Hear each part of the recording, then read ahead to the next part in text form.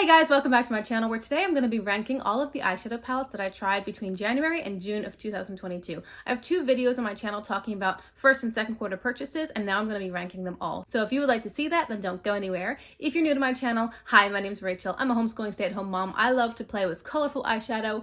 Exhibit A, by the way, I did film this eyeshadow look. It's not live yet, but I will link it down below as soon as it is. And I just think it's a beautiful look. So I typically upload at least 3 videos a week, all eyeshadow related content. If you would like to see more and not miss any new uploads, I hope you'll consider liking and subscribing. Alright guys, so let's get into some of these palettes. I think it's so fun to look at eyeshadow palettes. I love the creative expression that eyeshadow offers, and I love to see how brands express themselves creatively when they're making a palette. When they're curating a color story and imagining the different shades and tones and then putting it all together. There are 2 collaborations represented in today's video, and again, it's just a matter of seeing how the creator's personality comes through in the product that they help design. It's so much fun. So we're going to start at the bottom of the list with the All Amethyst palette from Colourpop. I had high hopes for this palette. Okay, I had mixed high hopes for this palette. I love the packaging. I think the packaging is beautiful. I really like the color story. It's a cool toned, interesting purple color story with these strange greenish purple over here and then this lovely bluey purple kind of shimmer and everything in the middle. I think it's a really pretty color story.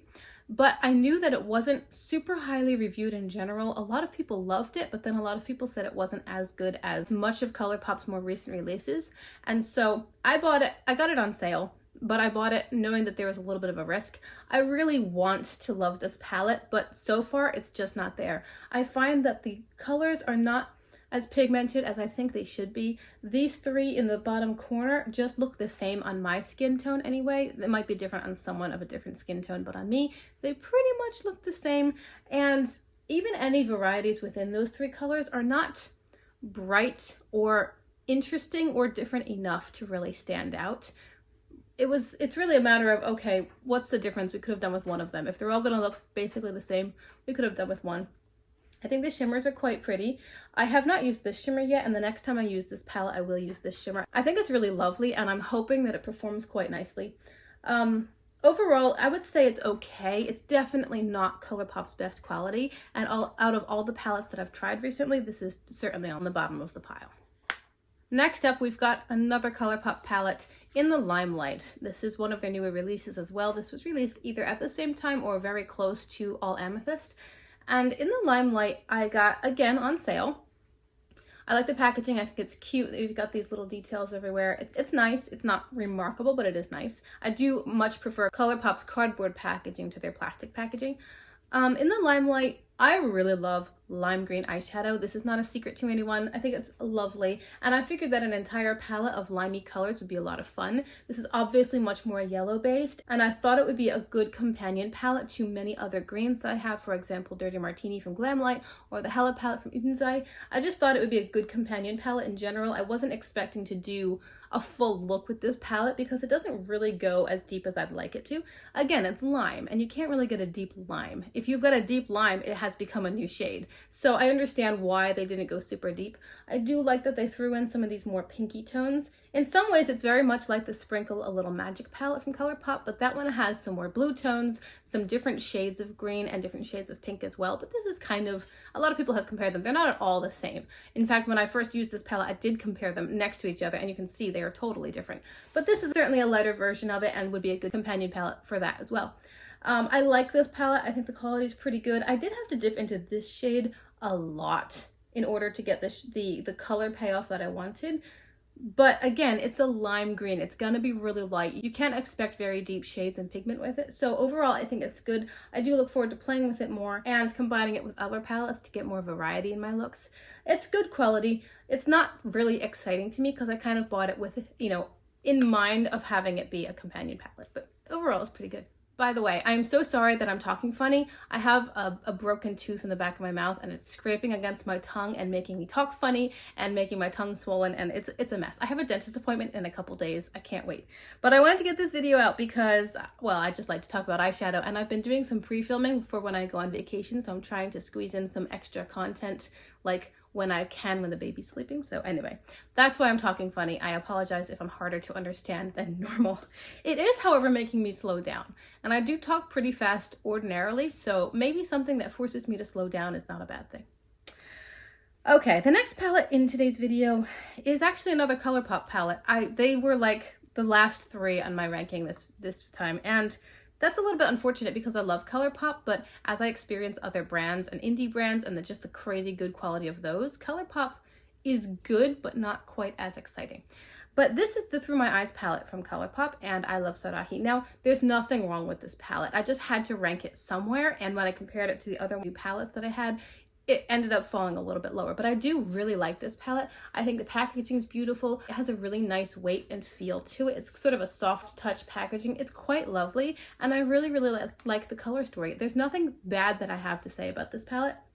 I think the color story of pink, bronze, teal is very unique and interesting, and I like how this performs. Even though this particular palette is actually several years old, I believe it was released in 2019, I think it's lovely, and I haven't had any problems with performance or issues with blending or building. One of my subscribers had said that she had this palette and really, really disliked it because she couldn't get the shades to work for her. She ended up decluttering it, but I have not had that experience. I think it's lovely, and I like the looks I've come up with. I like the variety of tones. We've got this interesting yellow, these blues over here, a deep purple for deepening up, then a lot of pretty shimmers. There's a beautiful bronzy shimmer here. Of course, this blue shimmer, which works with the blue matte, and that's something that I was excited about because sometimes you find a palette that has a beautiful shimmer and it doesn't work with any of the mattes, and you're like, well, what's the point? Well, how am I going to use that shimmer? But they paired it with a blue-green teal sort of matte, and that's a good idea. And then this shade here is kind of an interesting brownish silver sort of shimmer. It's interesting. This is a beautiful rosy shimmer. I think overall it's a lovely palette. I do like it. The only reason it's this low in the ranking is because, I mean, I had 6 palettes to talk about, so something had to rank at 4th. I don't have any complaints though. I think it's great. I like it a lot. Okay, now we're getting into a different company. We're going to talk about BH Cosmetics. This is the Sweet Shop palette Orange Sorbet. I now have, well, I currently have 2. I have 1 incoming of the Sweet Shop series. These palettes are really amazing. They are such fantastic quality, beautiful performance, beautiful payoff and pigment and buildability, lovely variety of tones within a monochromatic palette, which is a little bit tricky to do, I think.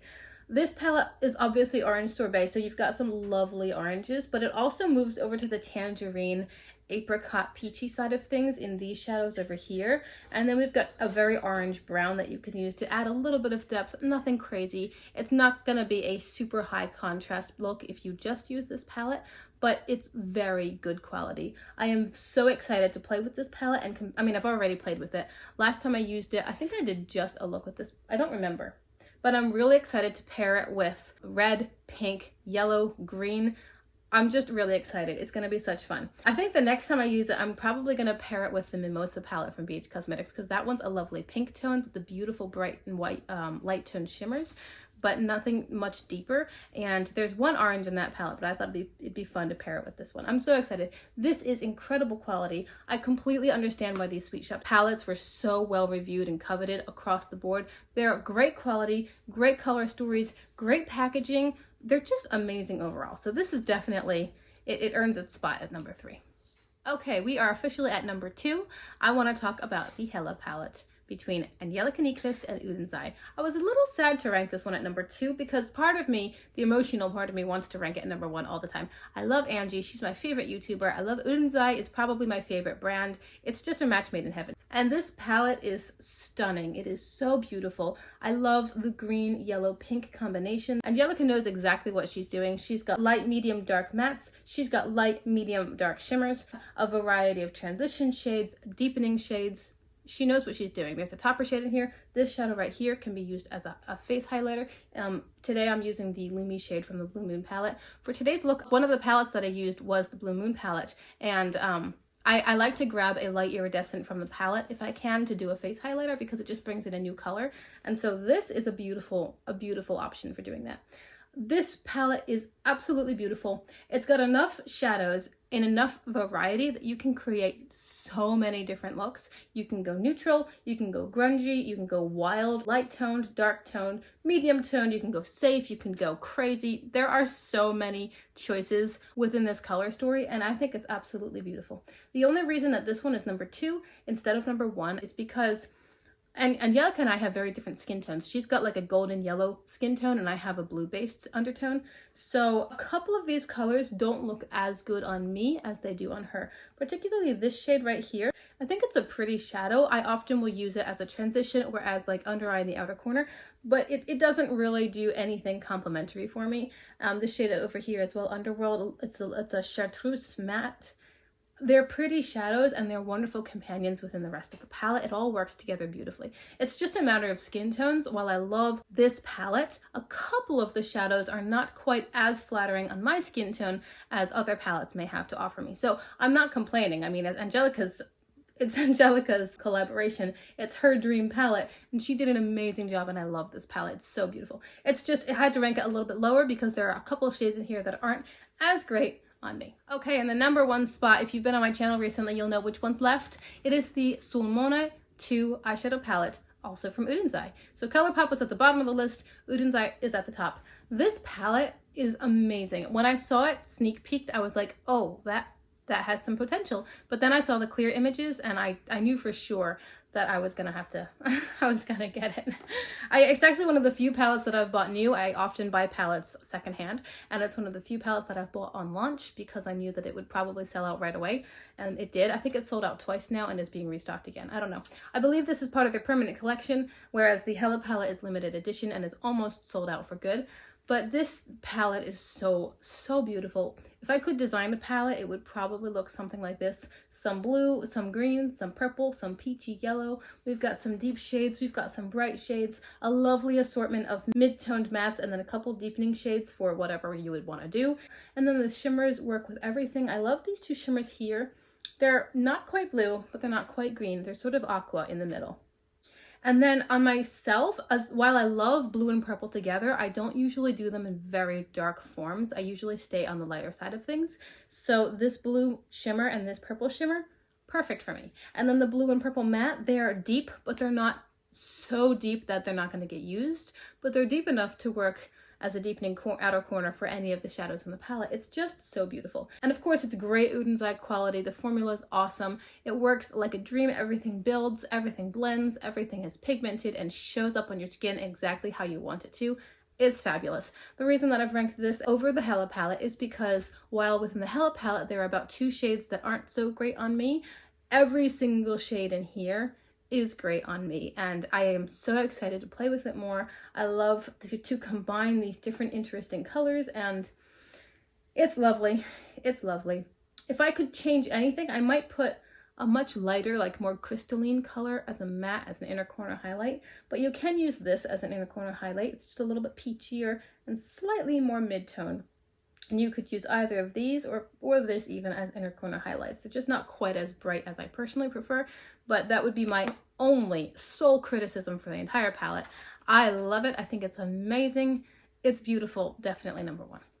So there you go, guys. That is my ranking of my recent palette purchases. I'll probably do this again at the end of this year because this was January through June, so I'll probably do another ranking video July through December and, you know, see what I've gotten. I've been more selective lately about which palettes I bring into my collection. When I first started doing eyeshadow, you know, I found Colourpop, which was a very good quality and affordable brand, and I bought a bunch. But I shouldn't have done that because I hadn't really figured out my own style or my coloring or my color preferences, and I ended up decluttering a lot of what I bought during that time. Now, I use the apps Poshmark and Mercari, and what I do is when I resell something, that money just stays within the app, and that's the money that I'll use to buy a new palette. So I'm not really breaking the budget as far as going out and buying all these new palettes because I'm using money from sold palettes to bring in new ones. It's kind of a little bit of a trade-off, but I'm not dipping into my bank account to get new things, almost never.